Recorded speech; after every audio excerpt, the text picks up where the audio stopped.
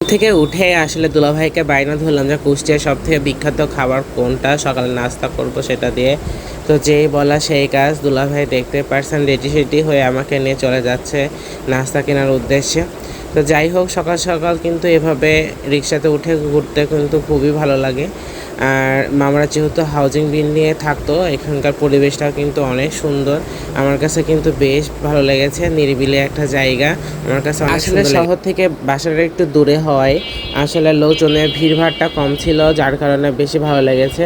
আর সকালবেলা এভাবে এই ঠান্ডা ঠান্ডা আবহাওয়ার মধ্যে আমরা বেরিয়ে পড়লাম। যদিও সেদিনকে কিন্তু অনেক গরম ছিল, আপনাদের দেখতে বুঝতে পারছেন। আসলে সকাল অনুপাতে কিন্তু ঠান্ডা হওয়ার কথা, কিন্তু আসলে গরমের প্রভাবটা অনেক বেশি ছিল। আমরা এখন মৌবনে যাব। আসলে মৌবনে সকালে নাস্তাটা নাকি অনেক ভালো হয়, ওখানকার পরোটা আর সবজিটা নাকি অনেক মজা হয়। সেই জন্য দুলাভাই বলতেছিল চলো শালাবাবু মৌবনের দিকে যাওয়া যাক। আসলে আমি কুষ্টিয়া শহরে কোনো কিছুই আমি বুঝি না, এই জন্য বলতেছিলাম দুলাভাই যেটা বেস্ট হবে সেটাই তো আমরা খাবো, তাই না? তো মৌবনে চলে এসে মনটা বেশি খারাপ হয়ে গেল, কারণ এরা নাকি এদের কারিগর ছুটি নিয়েছে, যার জন্য। তারপরে চলে আসলাম শিশির নামে নাম করা একটা হোটেলে। এখানেও এসে দেখি যে একই অবস্থা, সিঙ্গারা বানাতে ছিল। তো দুলাভাইকে বলতেছিলাম আসলে আমাদের আজকে রিজিকে নাই। তারপরও তো দুলাভাই আমাদের আবদার মেটাতে আরও একটা দোকান থেকে নিয়ে চলে আসছিলো, মানে রুটি ছিল, তারপর পরোটা ছিল, তারপর ভাজি ছিল, ডাল ছিল। তো আমি এখানে পরোটা দিয়ে আলু ভাজি দিয়ে খাচ্ছিলাম। তো এখানকার পরোটাটাও বেশ ভালো ছিল, আলহামদুলিল্লাহ। তো দুলাভাই বলতেছিল আসলে আমাদের রিজিকে নাই, যার জন্য হয় নাই।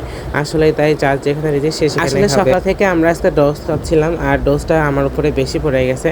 তো আমি বউ ভাতের জন্য যে গেঞ্জিটা নিয়েছিলাম, সেই গেঞ্জিটা আসলে আমি ট্রায়াল দিয়ে আসলে পরি নাই, তো যার জন্য আমার ছোট হয়ে গেছে। তো সবাইকে নিয়ে আমি আবার শপিং করতে চলে যাচ্ছে। আসলে বউ ভাতে পরার জন্য আমি একটা গেঞ্জি নিয়ে গেছিলাম যে ওইটা আর কি পরবো, কিন্তু আসলে দুঃখের সাথে বলতে হচ্ছে যে আমার আসলে গেঞ্জিটা অনেক টাইট হয়েছে, এই জন্য আমি পরতে পারছিলাম না। তো আমি এখন মার্কেটে চলে যাচ্ছি। আলহামদুলিল্লাহ, আমার বোনের ছেলেগুলো আমাকে অনেক ভালোবাসে। দেখতে পারছেন মুস্তাইন আমার সাথে যাওয়ার জন্য চিল্লাতে ছিল। তো আমি বললাম যে দুলাভাই ও আমার সাথে রিক্সায় থাকুক, আর আপনি হচ্ছে লিজানের সাথে যান। তো দেখতে পারছেন ছেলেটা কতটা খুশি, আর সে সবসময় আমার কাছে ছিল আর বারবার বলতেছিল মামা তুমি কবে যশোর যাবা। তো যাই হোক, খুব রিসেন্টলি আমি আবার যশোর যাব, তাদের সাথে দেখা হবে ইনশাল্লাহ। তো যাওয়ার সময় আমি আর মুস্তাইন অনেক গল্প করতেছিলাম। তো দেখতে পারছেন কি গরম পড়তেছিল অলরেডি, কিন্তু আমি আর মুস্তাইন কিন্তু অনেক ঘেমে গেছি।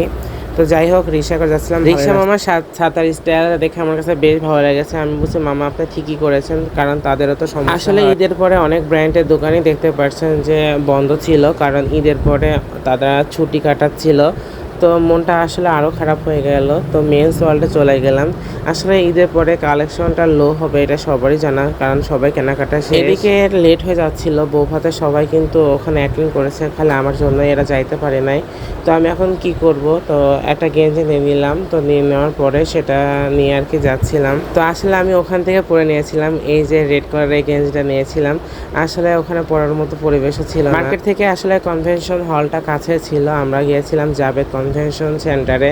তো এখানে আর কি ভাইয়ার বউ ভাতে আয়োজন করা হবে। তো হুজুর দেখতে পারছেন যে আপুর মেয়েকে নিয়ে আমাদের রিসিভ করতে আসছে। তো বৃষ্টি হয়েছিল হালকা, এই জন্য আর কি পানি জমে আছে, খুবই গরম লাগতেছিল। তারপরও তো যাওয়ার সময় আমার কাছে বেশ ভালো লেগেছে। আর হলের মধ্যে যে এতটা গরম ছিল আমি কিভাবে বোঝাবো, আমি বোঝাতে পারতেছি না, কারণ প্রচণ্ড গরম। এত মানুষের ভিড়ে আসলে এসিটাও কাজ করতেছিল না, মানে প্রেশার নিতে পারছিল না। তো যাই হোক, প্রচণ্ড গরম ছিল, আমার কাছে কিন্তু বেশ প্রায় 3টা বেজে গিয়েছিল। তো খাওয়ার জন্য সবাই বসে পড়েছে, দুলাভাই বললো যে বসে পড়ি আমরা। তো আসলে আমরা যে জায়গায় বসেছি সেখানে কিন্তু অনেক গরম লাগতেছিল। আমি ভাইকে বারবার বলতেছিলাম যে এখানে বসবো না, এখানে বসলে আমি কিছুই খেতে পারবো না, কারণ অত্যাধিক গরম। এই গরমের মধ্যে এই কোনায় বসে আসলে খাওয়া ইম্পসিবল হয়, আমি পারবো না। আমার কথা শুনে ভাইয়া লিজান দুজনে উঠে পড়লো। তো বললো যে ঠিক আছে, এদিকে যখন ফাঁকা হবে তারপরে বসবো। তো যাই হোক, এদিকে আসার পরে বসার পরে তারপর বলতেছিল যে এখানে ফিরানি যারা এসেছে তাদেরকে বসতে দিবে। আসলে সকাল থেকে কপালটাই আজকে খারাপ ছিল, আমি জানি এমনটাই হবে আর কি। শেষমেশ একটা টেবিল খুঁজে ফাঁকা পেলাম, তো তারপরে বসে পড়লাম খাওয়ার জন্য। আসলে অনেক ক্ষুধা লেগে গেছিলো, প্রায় 3টা বেজে গিয়েছিলো। তো এখানে ফার্স্টে পোলাও দিচ্ছিল, তার সাথে ছিল হচ্ছে ডিম আর ঘন ডাউল। তো আমার কাছে বেশ মজা করে খাওয়া শেষ করে বাইরে চলে আসলাম। আসলে এতটা গরম আসলে সহ্য হচ্ছিল না। তো এখানে বাইরে এসে যে ফ্যানের নিচে আমরা বসেছিলাম, দুলাভাই গল্প করতেছিল।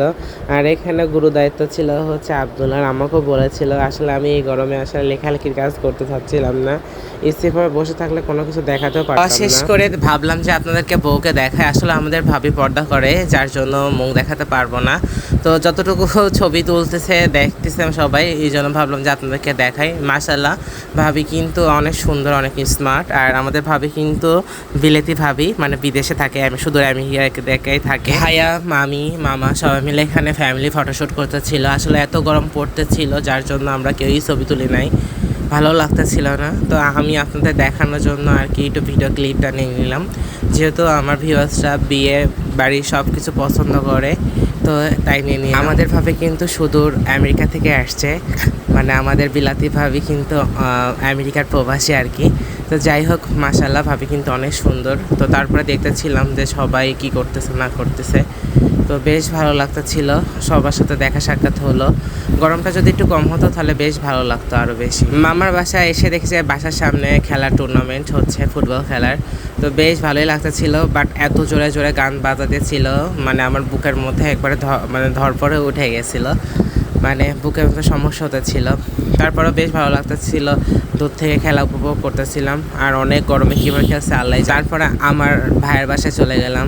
তো আনোয়ার ভাই যে এখানে ভাইয়ের সাথে ঘুরতেছিলাম গিয়ে আর কি। তো ভাইয়ের বাসায় আর কি ভিডিও করা হয় নাই এই